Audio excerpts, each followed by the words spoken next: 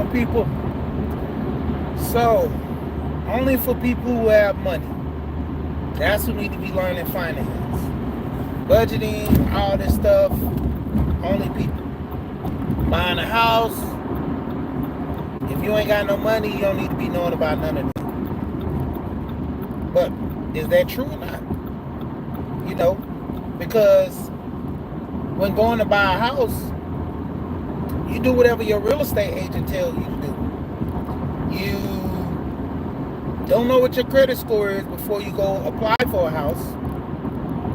You don't know that getting an approval letter indicates how much you can afford for a house. I think personally, you should go to a bank and get pre-approved before you go find your real estate agent. Because then you know how much house you qualify for. Then you know actually where you stand. Going to look at a $300,000, $400,000 house and you only qualify for $200,000, where you gonna get the other money from? Single or family, married. If you only qualify for $200,000, you only qualify for $200,000. So, like I said, why seek the knowledge? Because you have to. These conversations I have and talks is more or less about you getting the knowledge and being informed, because the crazy aspect of it is, like I was just explaining about buying a house. Don't you know the average person listen to their real estate agent about everything? And this guy probably knows half of the stuff that, they're telling you that they learned from somebody else. So when it comes down to it, you're at the mercy of their knowledge. And if they're not that knowledgeable, then guess what? You're not going to be that knowledgeable. And that's the biggest thing where a lot of people, get it misconstrued that, I got to have money in order to learn about money and be successful. First you get the knowledge, then get the money. I have yet to see somebody, make the money, then go to college. No. You go to college to make the money. You have to study your craft. If you go into trade school, you have to know what you're doing in trade. A lot of people, man, it's just this new generation of kids and adults, we haven't been taught pretty much like we supposed to. We dropped the ball as parents, some of us, and some of our parents actually dropped the ball. One of the biggest things, I was talking with my coworker, and the biggest thing he told me about the information his dad gave him, his dad didn't know everything. His dad wasn't ready, His dad, the things that he did know, he didn't teach him. I had a cousin, same thing happened to him. He would always say, the boy not ready. My cousin was taking care of his mom, his dad, his two sisters, his 5 kids,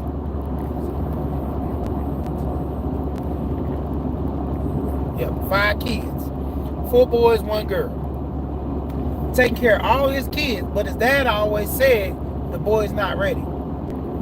How? This guy taking care of you. Like, my uncle retired, and he would always say my cousin wasn't ready. But I'm like, how? What's going on, Queen? Like, I didn't understand it. And it came down to a point of he went and sought the knowledge out for himself, because it was a power struggle in his house. His dad was one of those old school, I run this, I do this, what is the old saying? Do as I say and not as I do type stuff. Because my uncle was into a lot of crazy stuff before he got married to my aunt. And, did a lot of things right to get himself in a better position in life. And when he had kids, it was that that same situation his dad got on him, he did to my cousin. And it got to a point to where, when is the buck gonna stop? If you got knocked out, beat up or something, you gonna do that to your kids? If you didn't like it, why would you do it to your kids? Something that makes you strong, I can understand that. Gives you some type of fortitude in becoming a man or a young lady, strength building character stuff, I can understand. But just for the love of, my parents did it to me, so I'm gonna do it to you. I came out all right, but you hated that process. It's got to be an easier process. Well, my kids, my kids rarely got whoopings when they were younger. I would just yell at them and grab them, and that put fear in them more than anything. So it came down to a point to where, teaching is better than raising your hand sometimes. And giving that knowledge can help those kids do better.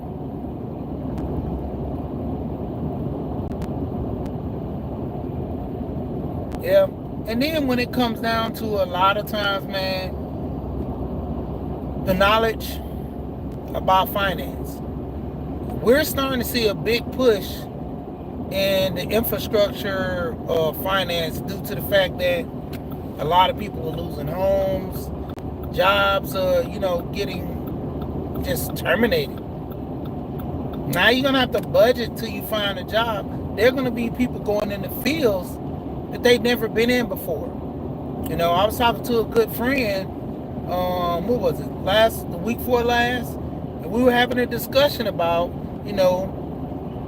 what the job market's going to be, and, he was looking at getting skills to where, as far as a trade, you'll always have a job in a trade.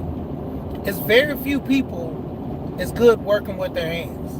You're dealing with, plumbing, HVAC, electrical, concrete, stuff like that. A lot of people don't know how to do. So, hence, having that knowledge, it helps. It's not just the whole thing about the money talk that I always talk about, but more or less, even with finance, you got to have that knowledge, man. Budget. I have a budget book. Oh, I see. These are the stickers that came with my budget book.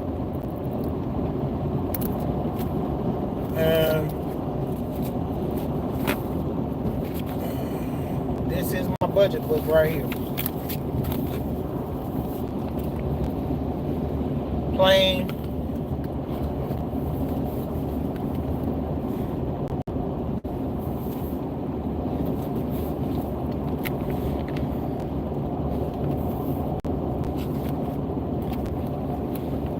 I actually just got this book, so that's why there's nothing in it really. I set the days and stuff like that right in it. I got me a new book, so I got to put all my information in there.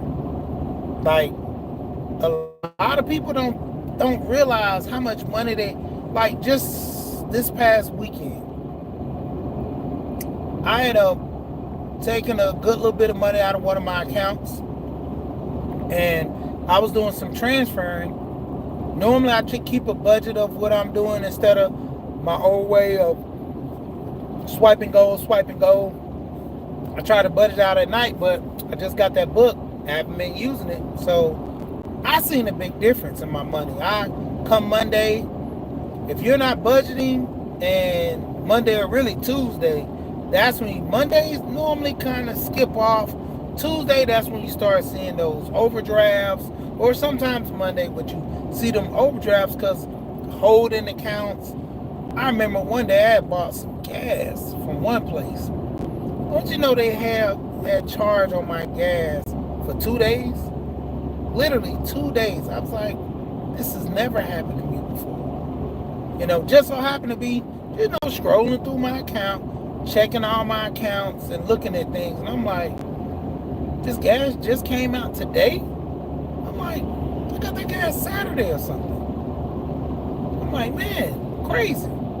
But that's the whole thing. What's going on, Lonzo? Shout out to you. When you have a budget, you know where your money's going. Like I said, right now, budgeting is really needed right now. You know, and like I said, I went and got me a planner. This is a budgeting planner 2025. So it's got all the dates and stuff. Man, when it comes down to it, a lot of us need the budget. Man, I'm telling you. I'm in the U.S. in Atlanta, Georgia specifically. But see the UGA, Atlanta Braves. You know, when it comes down to it, like I said, a lot of people, man, like even saving, we don't even save properly. They have high yield savings accounts, but we put it in our normal bank, getting that regular 0.007 or 0.004 interest. Do you know how hard it is to make? I'm not even gonna go $1,000. You know how hard it is to make $50 in 1 year off your checking account for interest if you don't have a lot of money in there? And I'm talking about a lot of money. $50, just $50. And not the fact to mention that when it comes down to budgeting, you know, we have this conversation all the time about the average American person can't even afford a $500 inquiry. Let's just say emergency pops up and you need $500. Credit card to the rescue. Some people don't have credit cards. Then what? Just the other week, I had to get 2 new tires for my car. Well, my wife's car. But still, if I didn't have that money, I would have went on a credit card, put myself in more debt. But let's go beyond that. Let's say I didn't have a credit card. Let's say I didn't have the money. I got to go borrow from a family member that's going to deal with the same situation I talked about yesterday in my previous video. You know how somebody do something for you, they're going to talk about it. Oh, man, you know, I had to help Sheed out, man. I gave Sheed $500 to get 2 tires, man. I had to help him out. Man, real good dude, man. I like him, man. Yeah, man. He hurting. He going through it lately, man. I had to give him $500, you know. Then he say he be talking about budgeting and stuff, man. Man, Sheed, I don't think he got no money. I don't think he, you know, he might talking about it, but I don't think he got no money. And that's the thing. I might don't have no money, you know. But this is one of the things what I'm doing. I'm on YouTube learning about money and talking about money. Sometimes somebody's got to get the conversation started. You know, like I tell you, I deal with my kids with this. Like I literally sit down. Shout out to Alonzo Hall, the All-Star advisor. Hold on, let me. Mom, what's going on? You snuck in here. I got to get Alonzo's name right. Alonzo Hall, the social media insurance brother. So I had my kids listen to his luncheons, and they had to tell me 3 things they learned from watching his video. And I'm like, I need you to tell me 3 things. You know, because like they say, you're never too early in life to learn, but you're never too early in life to learn finance. My kids now, they turn 14. I've been waiting for this moment all my life. You know why? I make them work for everything. I told them, hey, no more being a kid. No. My son just wanted a book bag. $80 book bag. I'm like, I'm going to get you a $25 book bag at Ross or something. Nah, Dad, I want this book bag. It's cool. All right, come on, let's go to work. Nope, I'm not giving you no more money. My son got his dues. He just did a job with me. He got a $10 tip. I gave him the $10 tip because he said he had to pay somebody some money, and I was like, don't borrow no money from nobody, because it's gonna be a downhill spiral from that. When you learn that young, you're gonna have a downhill spiral. Check me in the house. What's going on? When you borrow money from people, lose. What's going on?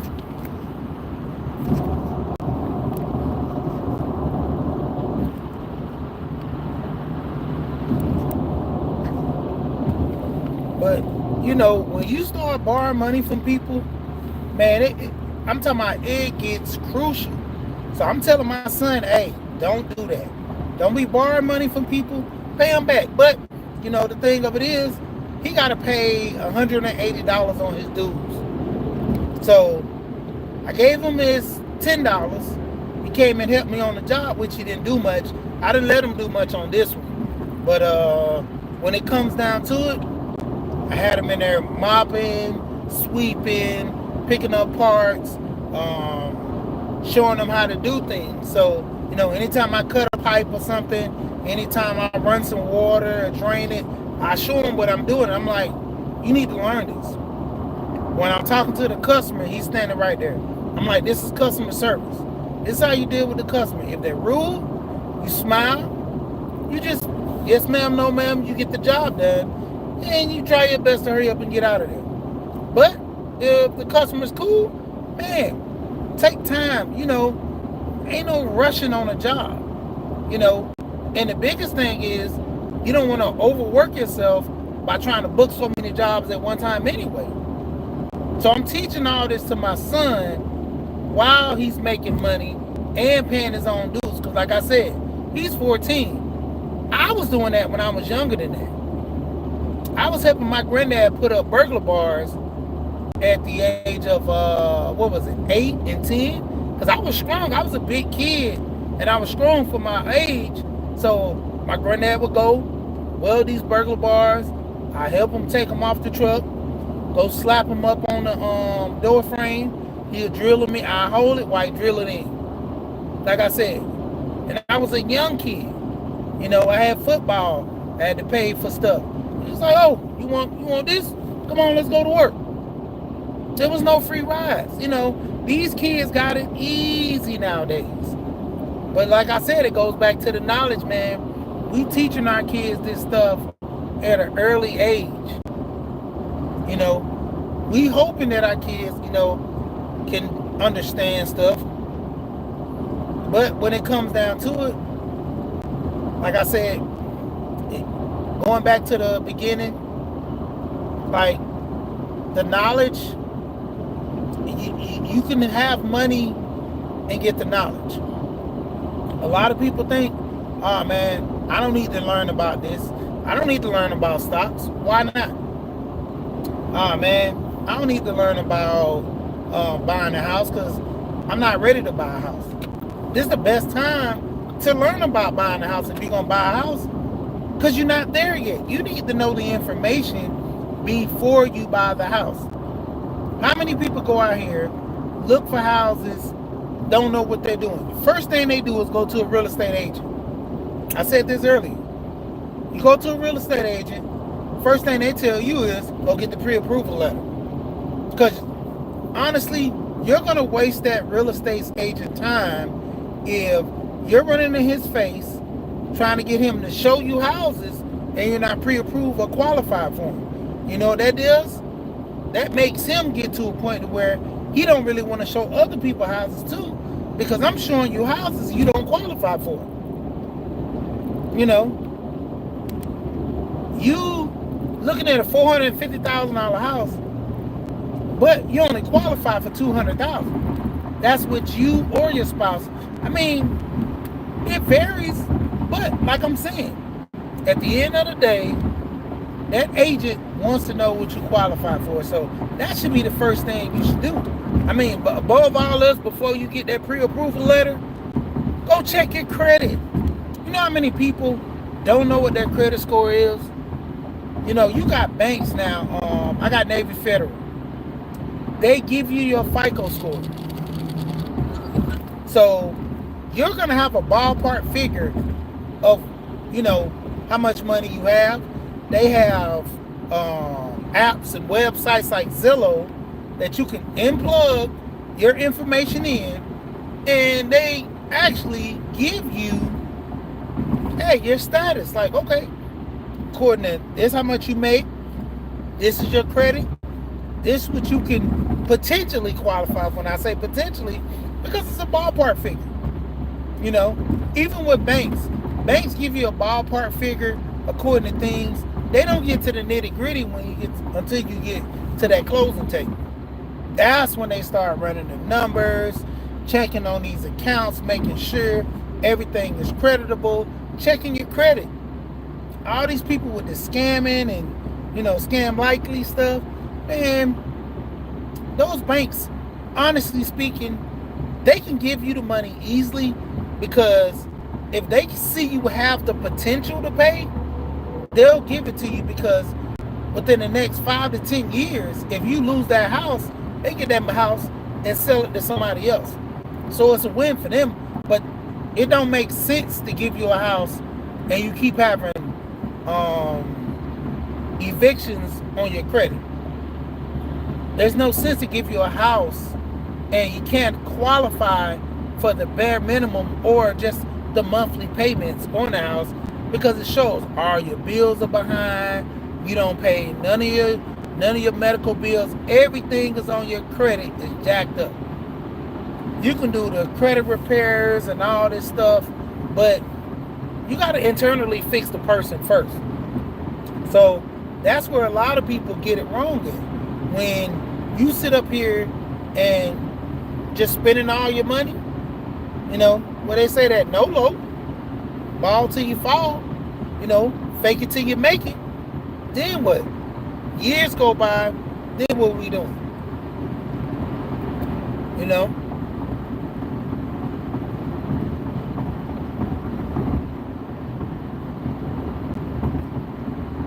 Oh yeah, Queen, most should be a thing, but a lot of people are not doing it. That's even like with finance.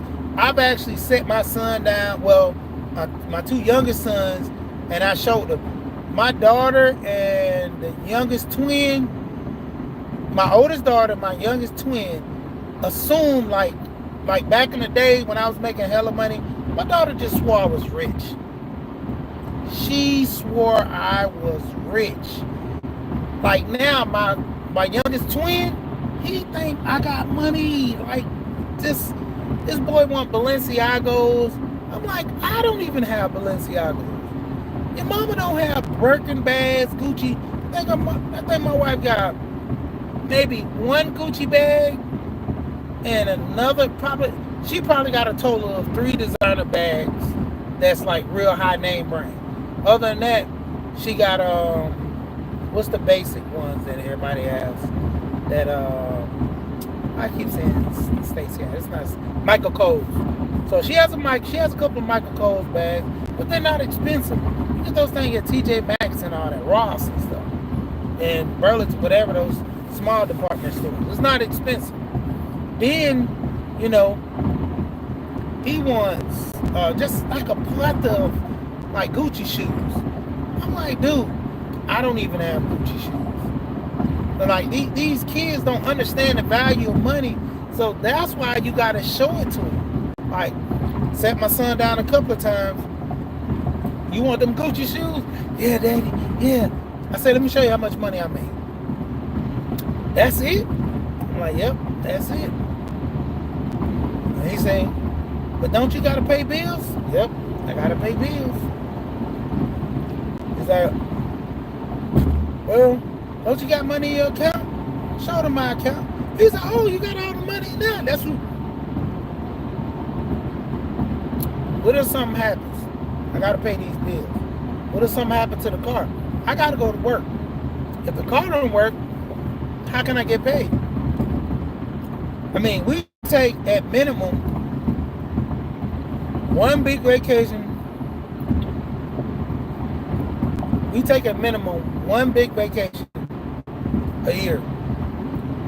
That's with the kids. Then me and my wife take one vacation by ourselves.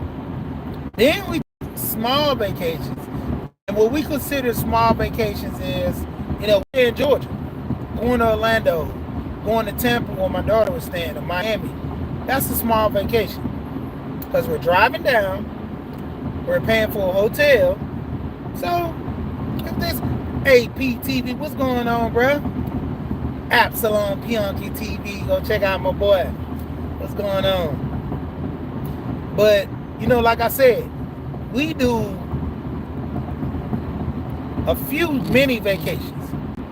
Like this year we haven't taken any, as of right now, we haven't taken any small vacation this year. And like I told my wife, I'm like, let's wait a little bit. By now, like around this time, we would have probably went to Savannah to go down there for the St. Patrick's Day. Me and my wife, April, the Soul family meetup down there in Savannah. We probably went down there again with the kids. We took them last year, and then I think in May, what was it? April, we went to Jamaica. Me and my wife. We went again because my wife's twin brothers, their birthday, she got twins right on her side, and went down there again. The boys couldn't go because they were. I told my sons, I said, nah, man, I'm not paying for bad behavior, and I'm not paying if your grades ain't right. I think one of my sons failed his math. He got a high 69 or almost 70. I'm like, nope, not good enough. Then turned around. Good. I have to get some gas when I get off the exit. I'm gonna go to this other gas station.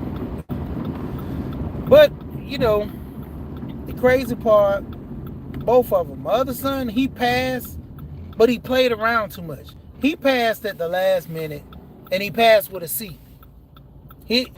Granted, he do have AP classes, so his work is going to be a little more harder.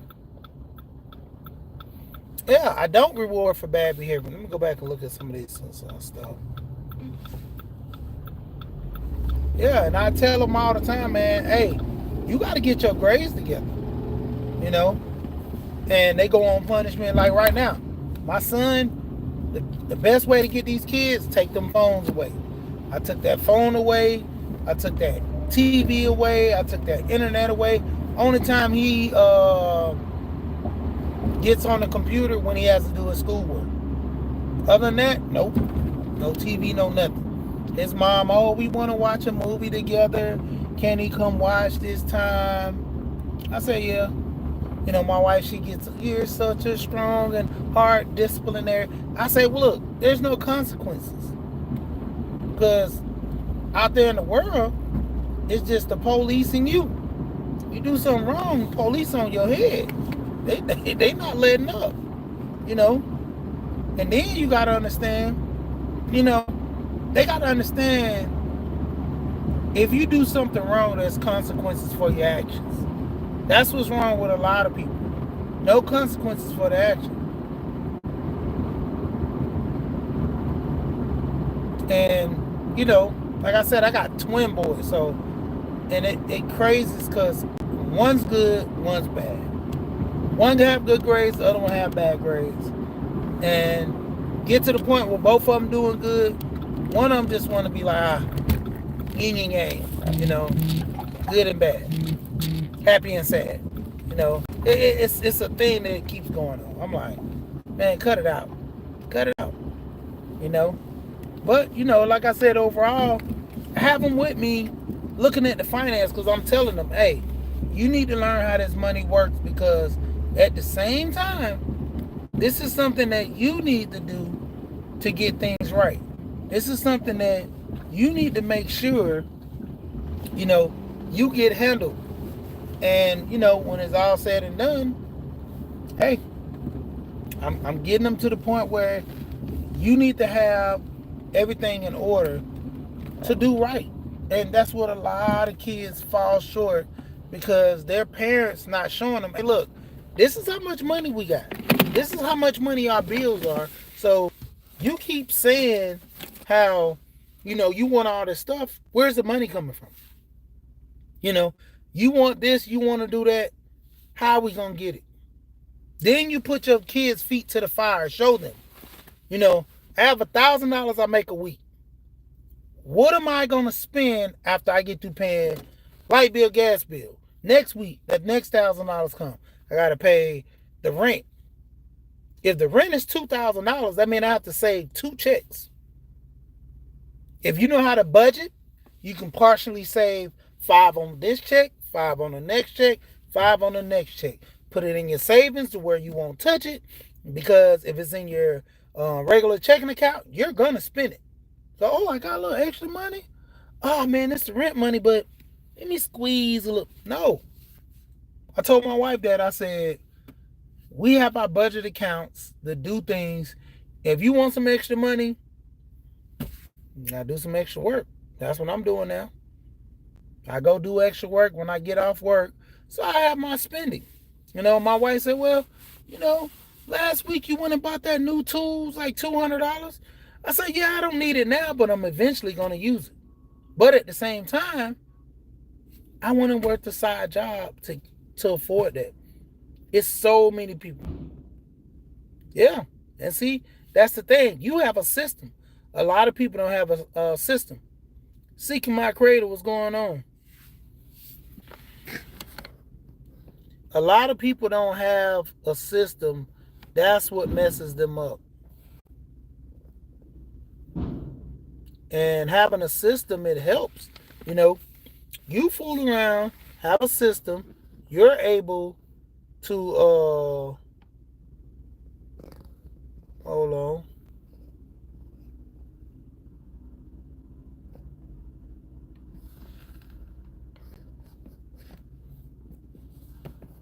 Yeah, having a system, you're able to create some stuff to where, you put things in order, and you're able to, when it comes down to it, help yourself.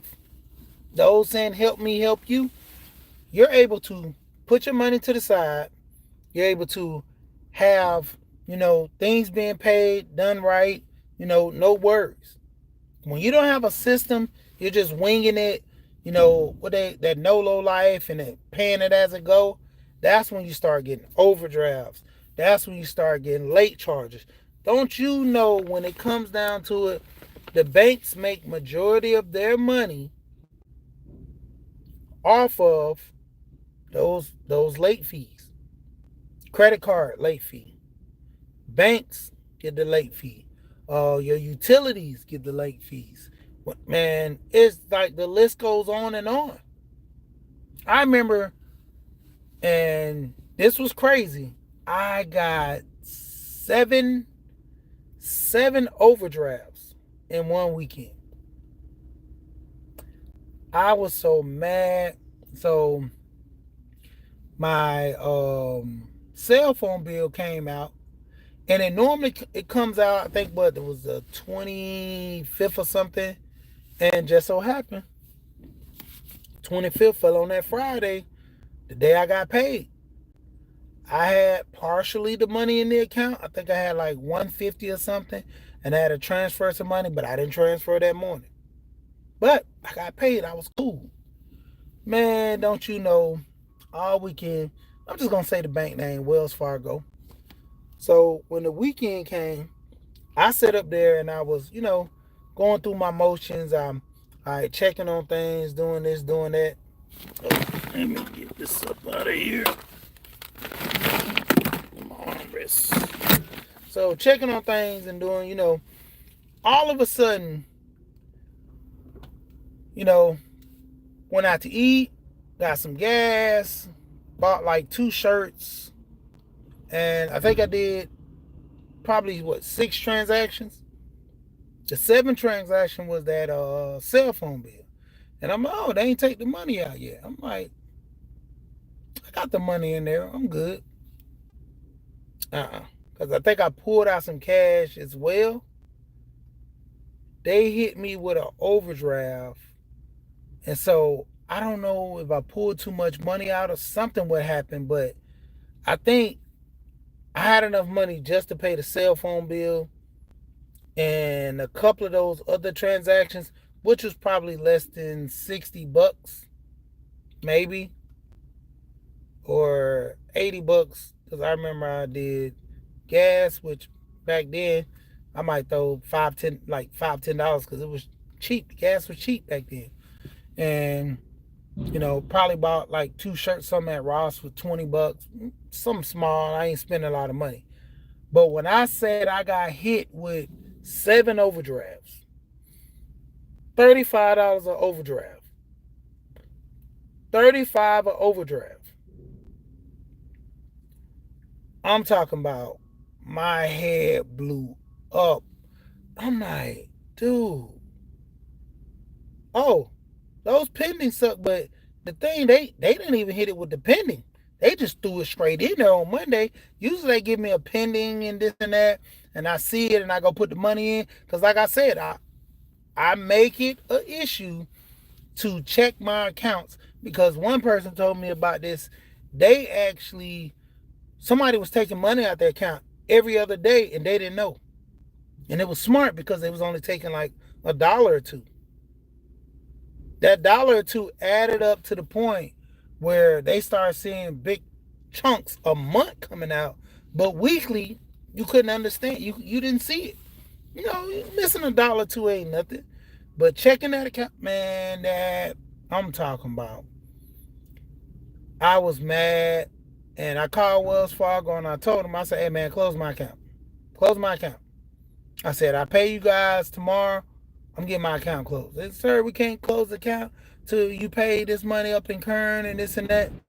I was like, man, I got to go to work.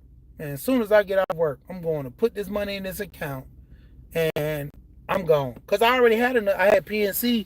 So I'm like, I don't really like y'all bank. My wife liked Wells Fargo. I didn't like Wells Fargo. When I think it was Wachovia, when I had Wachovia and it switched over, I was constantly having issues with them. So I was like, nah, I'm not dealing with y'all. Only reason I kept the account was for my wife, because I would transfer money. She'd transfer money out my account and stuff like that. But other than that, I didn't like them. And man, when it came down to it, over $200 in feet, I still cringe about it now. I was like, nope, I'm done. I am done. They was, we'll help you. And then the irony of it is, when I used to work for a paper shred company, that's who I used to shred paper for, was Wells Fargo. I would hear those women back there, and mostly women work there, so I'm not trying to get on women, but it was crazy. Like, they were going at these people head about getting accounts open. One lady was trying to get me to get an account, open it, and close it, just so she can get her promotion by opening up so many accounts in 1 month. I think she had hit like 25 accounts open in that month, and she was so happy. She said, man, I need to hit 30. If I hit 30, I get this, I do this. I'm like, nope, sorry. Nope. I made up, hey man, my credit bad. She was a nice girl, we talk a lot, but I was like, nope. I don't fool Wells Fargo no more, man. Nope. She's like, you ain't got to keep it. Just throw some money in there, and in 30 days, close it. I'm like, nah, man. Yeah, the ATM fees, too. I don't pay no ATM fees. I got an account with PNC, and anytime, like, I mostly go to PNC anyway. What's going on, Country Hustle? But anytime I'm with PNC, I go to any other bank, they'll credit me the ATM fee. They credit me back the ATM fee. But I mostly go to PNC banks anyway, because side note, I don't know the PNCs in y'all state or area does this, but the crazy thing in Georgia, you can go to PNC, they give dollar bills. They give ones and they give tens. They don't give fives, ones, tens, and 20s. You know, I think it's 2 Wells Fargos out here that gives 20s, 50s, and hundreds. So you get a large amount. Yeah, do that. But let me get off here because I gotta get ready to go to work. But like I said, getting into it, man. Hey, you don't have to be this savvy guru that knows about money. Man, all you gotta do is take the necessary time. Like I always say, we spend so much time on this app, laughing, being entertained. Let's learn some stuff, man. You know how many times that I got on here and I learned things and I went and, tested it out and it worked. You know, things around my house I needed to fix. Found it on YouTube and fixed it. That YouTube University is a real thing. We joke about YouTube University, but it's a real thing. A lot of us keep forgetting that, everybody was taught by somebody. Nobody's came out straight being a professional. We taught this stuff. Yeah. You should make it your goal to learn something almost every day. And if you don't learn something every day, it's still to a point to, update the information that you already have. And that's the thing where you always be ahead of the curve. Like I say, I'm putting my sons in front of this stuff because I want them to learn the stuff I didn't learn. If somebody would have told me to get a house at 18, and I would have been way more well, because I was making the money. I'd have been made way more well off of a lot of stuff that I've been previously doing. Like one of my members at the church, Brandon, young cat, with the FAMU. He was in the band. Did pretty good. This guy, I forgot what he went to school for, but this guy got a house while he was in college. Qualified for it, had a decent job. Mom helped him out with his credit and stuff, authorized user. She did all this stuff to him before he went to college. So he was already ready. Credit score good. 720 straight out the gate. Bragging about how his credit score was so good to the church. End up getting a house before 21. End up buying another house. And he went into finance because he started looking at ways of making more money. But I'm finna go into another tangent, man. I'm about to get off of here. But like I said, man, you don't have to have money to know about money. You don't have to be buying a house right now to know about buying a house. Go seek the knowledge now. So when you're ready for the stuff, the knowledge is there and it's available for you. That goes with trades, going to college, anything. Go seek the knowledge. See what you need to qualify for. See what needs to be done. And just go get it done. With that being said, I always say when I get off of here, we here, we gone. Peace.